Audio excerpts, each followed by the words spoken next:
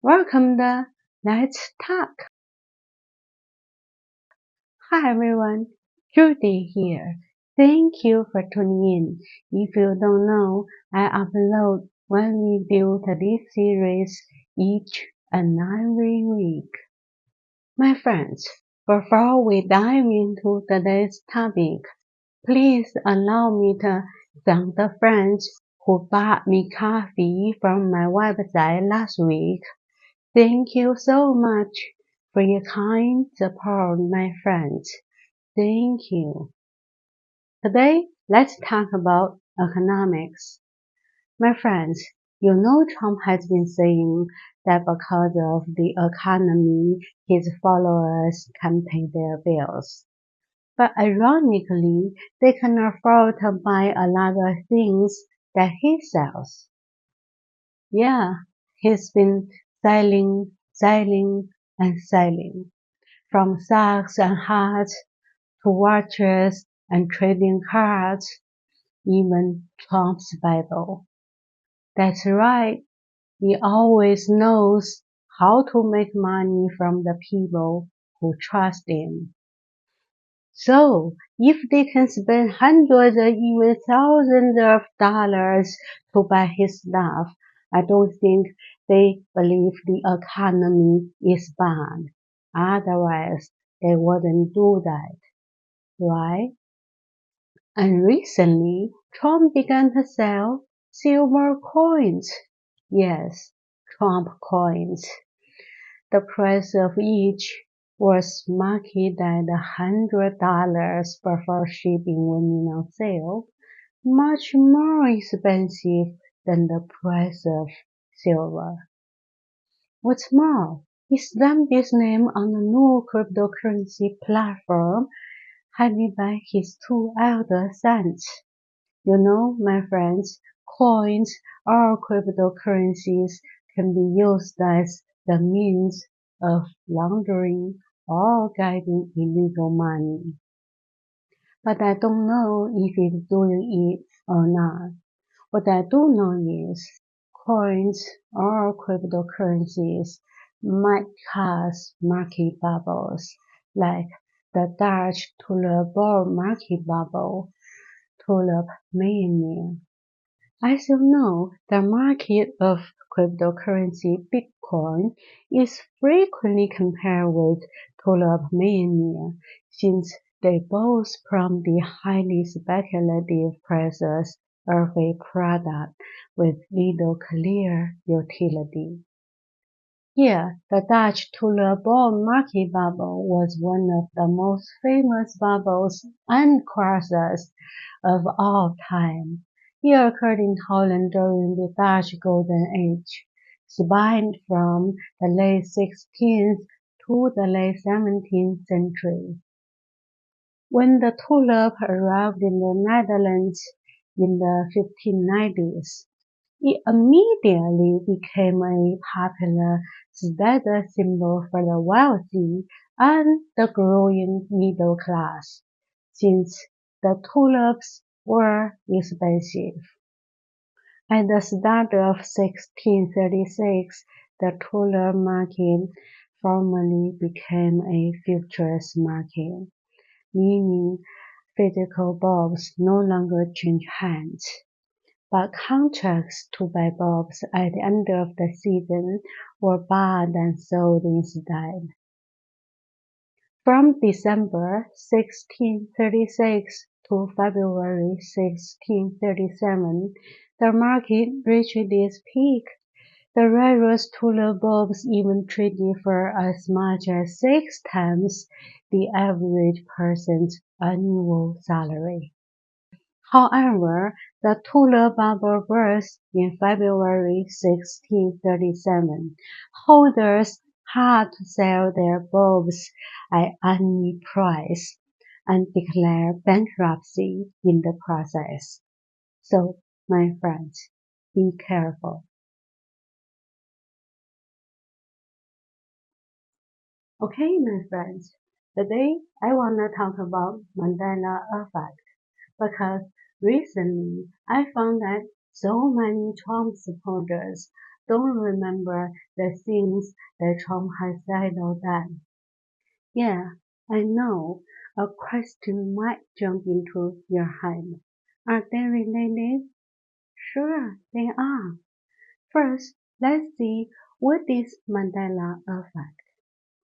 It's a social phenomenon in which a group of people collectively misremember the specific details of a person, place, situation, or event, as if it were a reality when in fact it was not.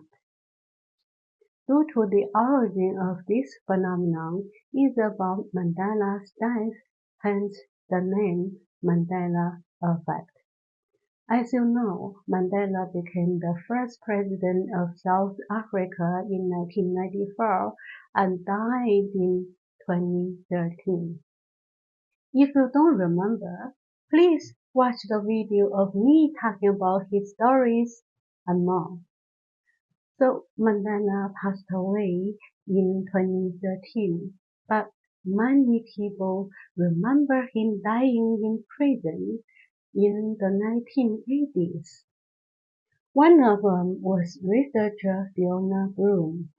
Yeah, the term Mandela Effect was first coined by her in 2009 because she found that she, along with a large mass of others, had a clear memory of Mandela dying while in prison in the 1980s. See, just like some Trump supporters who don't remember, Trump has said that he overthrew Roe v. Wade, that many people injured and some died on January 6th because they say it was a peaceful protest. So why this kind of thing happen? Well, according to a neuropsychologist, it happens might because of our brain's ability to create and store false memories. And false memories can occur when misleading information provided. Some studies have shown that if someone tells you enough times the same thing, even if it didn't really happen, your brain would convince you to believe in the same memories. This is also telling us why a lie can become a false truth after the lie has been being told hundreds or thousands of times. So how can you avoid the Mandela effect?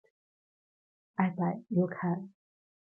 However, you can investigate the truth behind presumably false memories.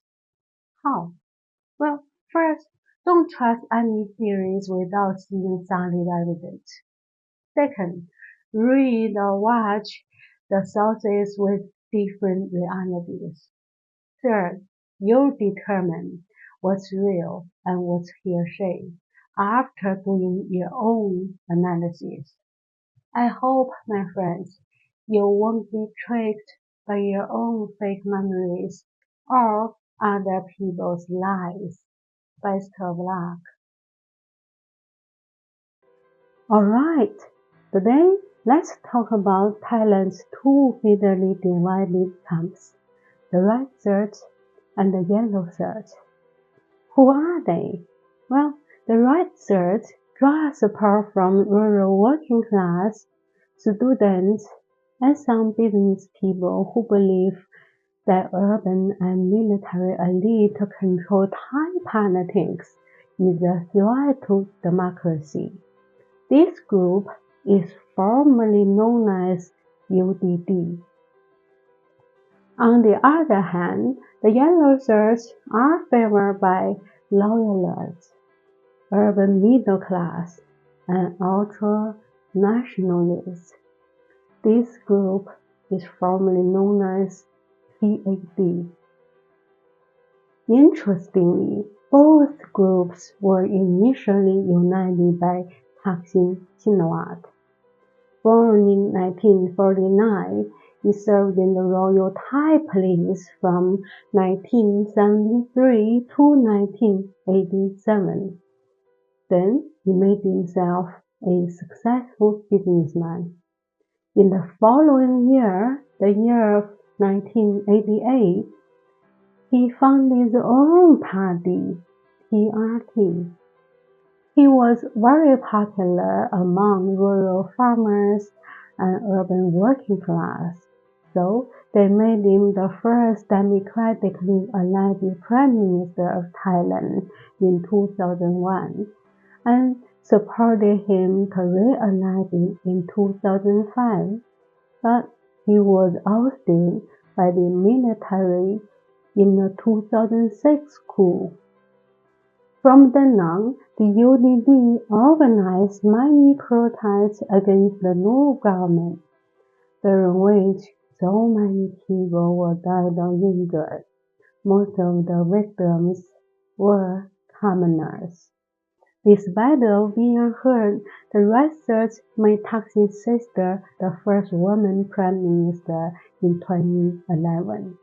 However, in May 2014, she was ordered to leave office and indicted on corruption charges stemming from a rice subsidy instituted by her government. What was the scheme? Well, it was that the government paid farmers above market rates for their crop in order to help bring Thaksin's sister to power in a landslide election. Also, her government thought that they could make a fortune from it. Why? Well, as you know, when countries ban goods exports, when countries retreat wars, the prices of the things involved will rise for consumers. Unfortunately, most of the consumers are commoners because ordinary people are the majority in each and every country. So, when governments fight against one another, the consumers in this country suffer.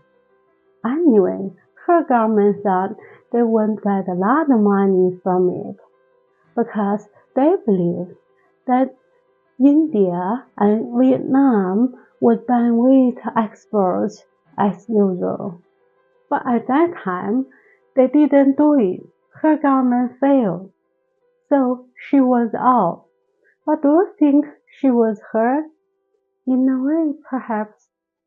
However, who was hurt the most? Ordinary people. Okay, my friends, in case you don't know me yet, I'm Judy Fay London, a fellow Jack London. I'm a published writer who writes fiction and non-fiction novels and short stories. You're very welcome to visit my website judyfaylondon.com or Amazon to read my poems and my short stories.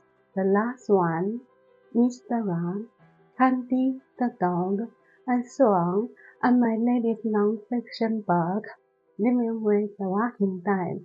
A roadmap for achieving your own success.